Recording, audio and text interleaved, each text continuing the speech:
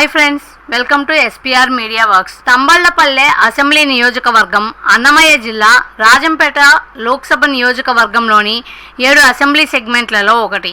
ఈ నియోజకవర్గం 1955లో ఏర్పాటైంది.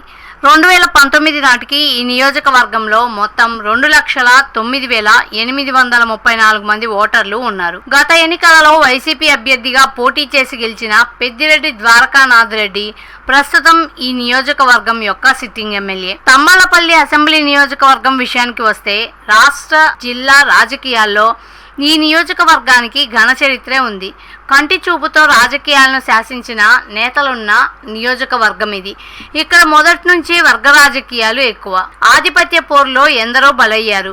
ఈ క్రమంలో గత ఎన్నికల ఫలితాలను ఒకసారి విశ్లేషిద్దాం. 2019 ఎన్నికలలో వైసీపీ అభ్యర్థి పెద్దిరెడ్డి ద్వారకానాథ్ రెడ్డి టీడీపీ అభ్యర్థి శంకర్ యాదవ్ పై పోటీ చేసి 46,938 ఓట్ల మెజార్టీతో గెలుపొందారు. 2024 ఎన్నికలలో వైసీపీ అభ్యర్థి పెద్దిరెడ్డి ద్వారకానాథ్ రెడ్డి, టీడీపీ అభ్యర్థి జయచంద్రారెడ్డి మరియు కాంగ్రెస్ అభ్యర్థి ఎంఎన్ చంద్రశేఖర్ల మధ్య పోరు జరగనుంది.